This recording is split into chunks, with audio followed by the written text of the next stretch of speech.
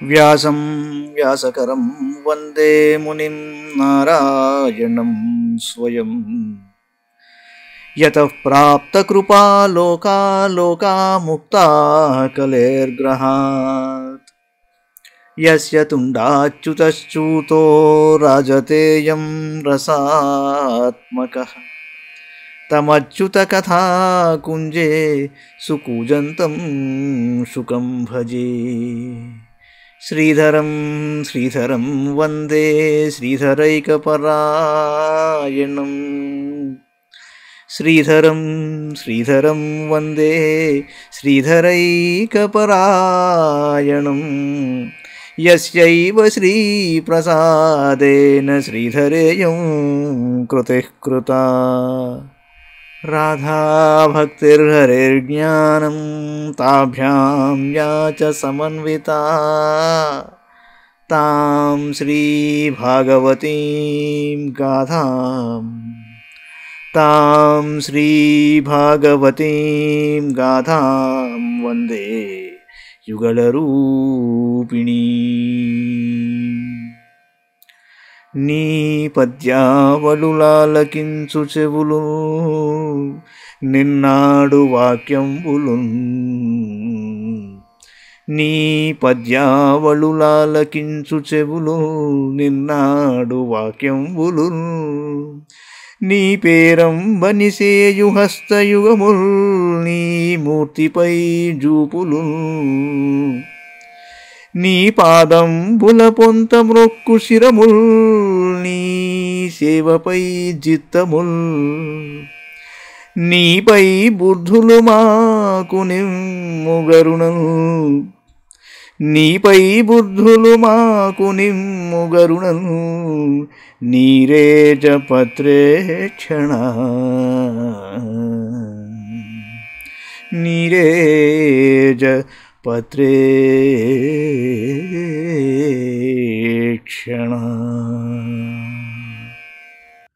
భాగవత మహాపురాణంలోని చతుర్థ స్కంధంలో 22వ అధ్యాయంలోని 2వ భాగంలో మనం ఉన్నాం. సనత్ కుమారులు చెప్తున్నారు, నాతః పరతరో లోకే పుంసస్వార్థవ్యతిక్రమః యదధ్వన్యస్య ప్రియస్త్వమాత్మనః స్వవ్యతిక్రమాత్. అర్ధేంద్రియార్థాభిధ్యానం సర్వార్థాపన్నవో నృణాం భ్రంచితో జ్ఞాన విజ్ఞానాద్యేన విశతి ముఖ్యతాం. న కుర్యాత్ కర్హిచిత్ సంగం తమస్తీవ్రం తితీరిషుః ధర్మార్థకామమోక్షాణాం జగత్యంత విఘాతకం. ఆత్మకారణముగానే అన్ని పదార్థముల యందు ప్రీతి కలుగుతుందండి. ఇట్టి ఆత్మకు తనకు తానే హాని కలిగించినప్పుడు అంతకంటే గొప్ప స్వార్థ వినాశము మరి ఒకటి ఏముంటుంది? ధనమును గూర్చి ఇంద్రియార్థములను గురించి నిరంతరము ఆలోచించటం వలన మనుష్యుని పురుషార్థములు అన్నీ నాశనం అవుతాయి. ఫలితంగా జీవుడు జ్ఞాన విజ్ఞానముల నుండి భ్రష్టుడై వృక్షాది స్థావరములుగా జన్మిస్తాడు. అనర్థదాయకమైన అజ్ఞాన అంధకారము నుండి బయటపడగోరువారు ఎన్నడూనూ విషయాసక్తులు కారాదు. ఏలయన అది ధర్మార్థకామ మోక్షములకు విఘాతకము. తత్రాపి మోక్ష ఏవార్థ ఆత్యంతికతయేష్యతే త్రైవర్గ్యోర్ధో యతో నిత్యం కృతాంతభయ సంయుతః. పరే వరే జయే భావాః గుణవ్యతికరాదను న తేషాం విద్యతే క్షేమమీచ విధ్వంసితాశిషాం. తత్వం నరేంద్ర జగతామహతస్థుషాం ఆత్మభిరావృతానాం యక్షేత్రవిత్తపతయా హృది విశ్వగాభిః ప్రత్యక్షకాస్తి భగవాన్ సమవేహిసోऽస్మి. యస్మిన్నిదం సదసాత్మతయా విభాతి మాయా వివేక విధుతిస్రజివాహి బుద్ధిః. తం నిత్యముక్త పరిశుద్ధ విబుద్ధ తత్వం ప్రత్యూఢ కర్మకరిల ప్రకృతిం ప్రపంచే. ఈ చతుర్విధ పురుషార్థములలో కూడా మోక్షము సర్వోత్తమమైనదిగా భావింపబడదు. ఎంచేతంటే మిగిలిన 3 పురుషార్థములలో మృత్యుభయము పొంచి ఉంటుంది. ప్రకృతి గుణములలో సంక్షోభం ఏర్పడినప్పుడు కలిగిన సృష్టి అందలి స్థావర జంగమాత్మకములైన పదార్థములలో ఏవియును క్షేమంగా నిలిచి ఉండునవి కావు. కాలపురుషుడు వాటినన్నింటినీ గ్రసింపక మానడు, అనగా అవి అన్నియును కాలగర్భంలో కలిసిపోవునట్టివే. స్థావర జంగమాత్మకములైన ప్రాణులన్నీయును దేహము, ఇంద్రియములు, ప్రాణములు, బుద్ధి, అహంకారము అను వారితో ఆవృతములై ఉండు. ఈ ప్రాణుల హృదయములయందు పరమాత్మ అంతర్యామిగా ఉంటాడు. అతడే జీవులకు నియామకుడు. సర్వత్ర చైతన్య రూపంలో తేజరిల్లుచుండును. ఆ ఆత్మయే నేను, అనగా జీవాత్మ పరమాత్మల అభేద స్థితిని తెలుసుకోవయ్యా. రజ్జువునందు వాస్తవముగా సర్పము లేకుండాను అజ్ఞానము చే ఉన్నట్లుగా భాషించును. వాస్తవ స్వరూపము తెలిసిన పిదప సర్పబుద్ధి నశించిపోయి రజ్జువు మాత్రమే గోచరించును. అలాగే ఈ కార్యకారణ రూపము జగత్తు అంతయు పరమాత్మయందు ప్రతీతమవుతుంది. కానీ ఆత్మజ్ఞానము కలిగిన వెంటనే మాయ నశించిపోయి జగత్తు మిథ్యయేనని తేలిపోతుంది. అనగా వాసుదేవ సర్వం అనుడు అనుభవము కలుగుతుంది. ఆ పరమాత్మ కర్మలచే దూషితమైన ప్రకృతికి అతీతమైన వాడు. అట్టి నిత్యముక్తుడు పరిశుద్ధ జ్ఞాన స్వరూపుడు అయిన పరమాత్మను నేను శరణు పొందుచున్నాను. యత్పాద పంకజ పలాశ విలాస భక్త్యా కర్మాశయం గతితముద్గధయంతి సంతః తద్వర్ణ రిక్తమతయో యతయోపి రుద్ధస్త్రోతో గణాస్తమరణం భజ వాసుదేవం కృచ్ఛ్రో మహానిహ భవాన్నవమప్లవేషాం షడ్వర్గనక్రమసుఖేన తితీరశంసితత్వం హరేర్భగవతో భజనీయమంఘ్రం కుత్వోడుపం వ్యసనముత్తరదుస్తరార్ణం. పూర్వకర్మల వాచనలు అన్నీను కలిసి జీవునకు అహంకార రూపముకు గ్రంథిగా ఏర్పడతాయి. సత్పురుషుడు వాసుదేవుని చరణ కమలముల వేళ్ల నుండి ప్రసరించుడు కాంతులను స్మరించి అనన్యభక్తిని చేస్తారు. దాని ప్రభావం వలన ఆ అహంకార రూపముకు గ్రంథిని సునాయాసముగా విప్పుకొని కృతకృత్యులవుతూ ఉంటారు. కానీ యోగాభ్యాస పరులు ఇంద్రియములను నిరోధించి అంతఃకరణ వృత్తులను నిలిపివేసిన సమాధి స్థితిలో కూడా అంత తేలికగా వారు అహంకారము ముడిని విప్పలేకపోతారు. అట్టి వాసుదేవుని నీవు శరణు కోరి చక్కగా సేవింపవయ్యా. భగవంతుని ఆశ్రయింపని వారు మనస్సు, పంచేంద్రియములు అనరు 6 ముసళ్లతో నిండిన సంసార సాగరమును దాటుట యోగాభ్యాసాదుల ద్వారా కూడా కష్టసాధ్యం. అంచేత నీవు సులభంగా ఆరాధింపదగిన భగవంతుడైన శ్రీహరి యొక్క పాద పద్ములో నడి నౌకను ఆశ్రయించి దుస్తరమైన భవసాగరమును దాటుము అన్నారు. మైత్రేయ ఉవాచ.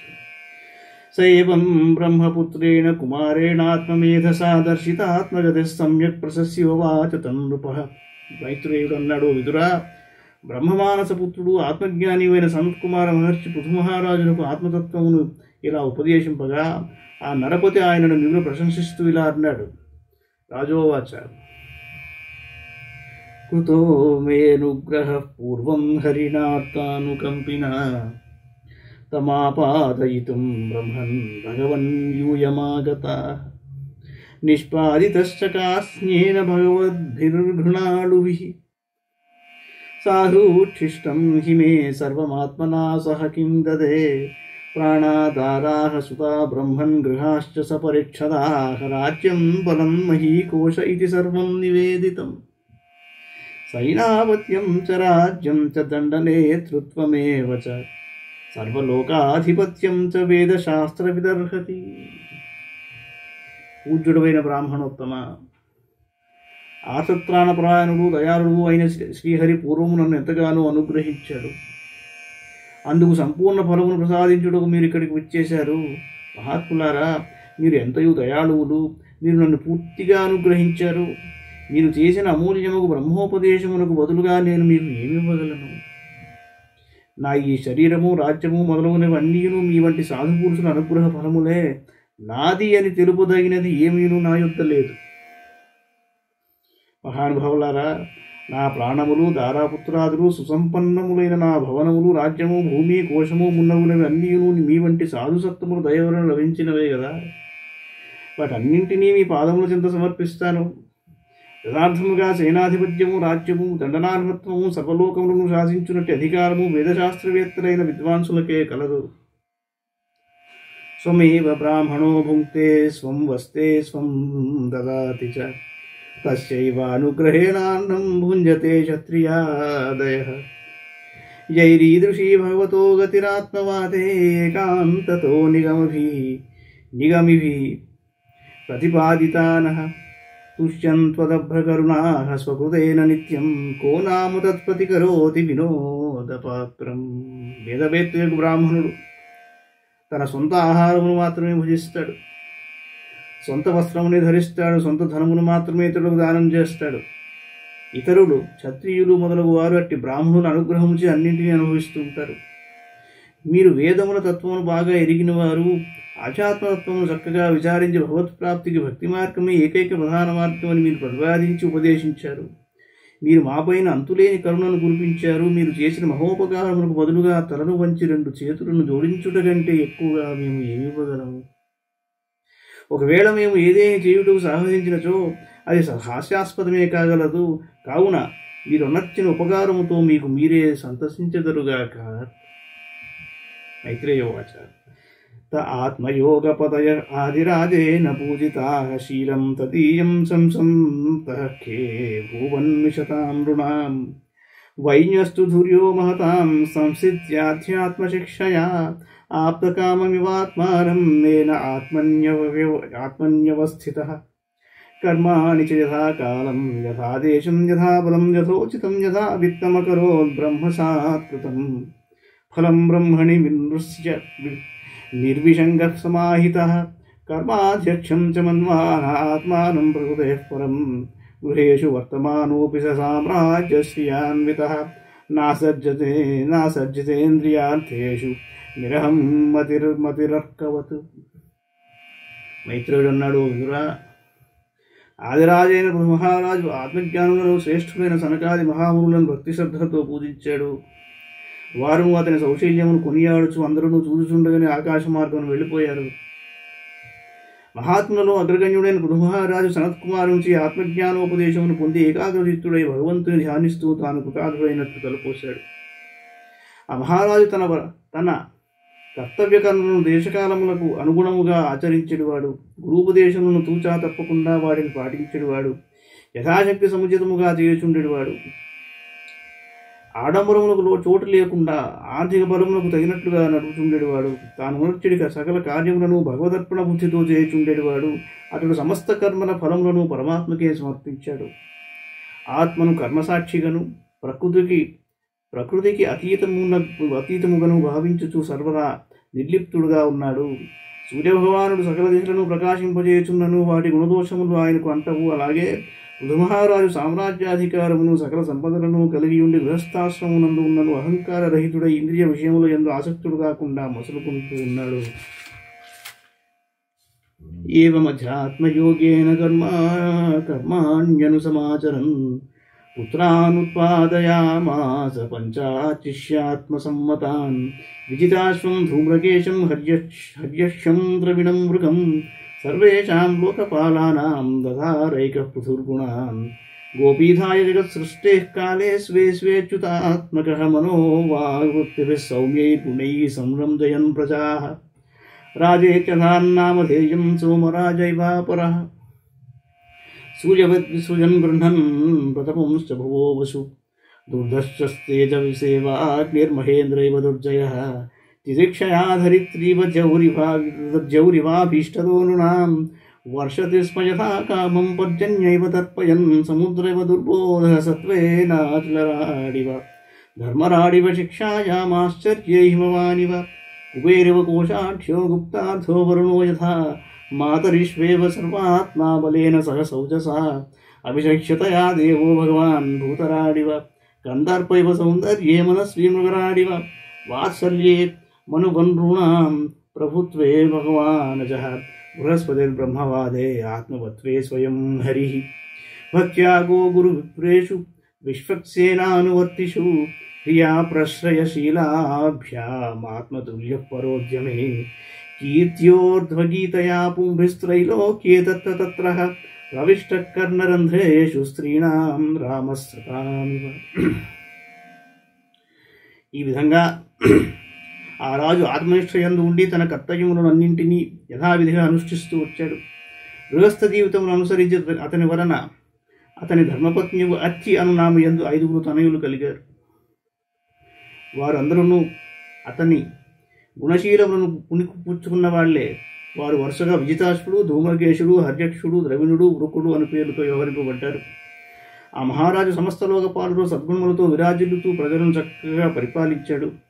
శ్రీహరియంశతో జన్మించిన ఆ ప్రభు ఉదార హృదయుడై కాలానుగుణముగా ప్రజలకు హితకరమైన కార్యములను వర్చుచు వియోక్తులతో జనులను వృద్ధింపజేయుచు పరిపాలించుచున్నాడు. ఆ సౌమ్య గుణాంజితుడు చంద్రుని వలె ఆహ్లాదకరుడే రాజ శబ్దములకు సాధకత చేకూర్చాడు. సూర్యుడు గ్రీష్మకాలమున తన కిరణముల ద్వారా జలాశయముల నుండి నీటిని ఆకర్షిస్తూ మరల వాటిని వర్షించుతూ భూమండలమును సస్యశ్యామలమునర్చుచుండు. అలాగే ఆ మహారాజు ప్రజల నుండి పన్నుల రూపంలో ధనమును స్వీకరిస్తూ ప్రజోపయోగ కార్యక్రమములకై ఆ ధనమును వెచ్చిస్తూ సుపరిపాలన కావిస్తూ ఉన్నాడు. ఆ మహారాజు ప్రజ్వలించుతున్న అగ్నివలే శత్రువులకు ఎదిరింపశక్యము కానివాడు. ఇంద్రుని వలె అజయుడు, భూదేవి వలె సహనమూర్తి, స్వర్గము వలె అభీష్టములను నెరవేర్చువాడు. మేఘుడు వర్షజలములతో జనులను తృప్తిపరుచున్నట్లు ఆ ప్రభు దానధర్మముల ద్వారా ప్రజల మనోధములను ఈడేరుచుచు వారిని సంతోషపరుచూ ఉన్నాడు. అతడు సముద్రం వలె గంభీరుడు, పర్వతరాజు వలె సత్వసంపన్నుడు. అతడు న్యాయసమ్మతముగా శిక్షించుటలో యమధర్మరాజు, హిమవంతుని వలె ఆశ్చర్యకరుడు, సంపన్నులలో కుబేరుడు, ధనమును రక్షించుటలో వరుణుని వంటివాడు, సర్వత్ర వ్యాపించడు వాయుదేవుని వలె శారీరక శక్తి, ఇంద్రియ శక్తి, మానసిక శక్తి కలిగినవాడు. శంకర భగవాను వలె అసాధారణ శక్తి సంపన్నుడు, సౌందర్యమునందు మన్మధుడు, సింహం వలె ఉత్సాహమూర్తి, స్వయంభూమను వలె ప్రజల ఎడ వాత్సల్య సంపన్నుడు, బ్రహ్మదేవుని వలె సర్వసమర్థుడు, వేదవేత్తలలో బృహస్పతి, ఆత్మవంతులలో సాక్షాత్తుగా శ్రీహరియే. గోవు వలె, గురువు వలె, విప్రుల వలె ప్రజలకు హితమునర్చువాడు. గోవులయందు, గురువులయందు, విప్రులయందు, భాగవతోత్తములందు భక్తి కలిగినుటలో మరియు లజ్జా వినయ శీలములందును పరులకు ఉపకారం చేయుడు యందును పృథుచక్రవర్తి అద్వితీయుడు, సాటిలేనివాడు. అతని కీర్తి ప్రతిష్టలను ఉల్లోకవాసులను ఎలుగెత్తి చాటుచున్నారు. శ్రీరాముని రాజ్యపాలన ప్రశంసను గూర్చి సత్పురుషులు వినినట్లుగా ప్రజానురంజకముగా పరిపాలించిన పృథు మహారాజును గూర్చిన ప్రశంసావచనములను స్త్రీ పురుషులందరూ కర్ణప్రేయములుగా వినుచున్నారు. ఇది శ్రీమద్భాగవతే మహాపురాణే పారమహంస్యాం సంహితాయాం చతుర్థస్కంధే ద్వావింశోధ్యాయః. మంగళం భగవాన్ విష్ణు, మంగళం గరుడధ్వజ, మంగళం పుండరీకాక్షో, మంగళాయ తనూహరి. సర్వం శ్రీకృష్ణార్పణమస్తు.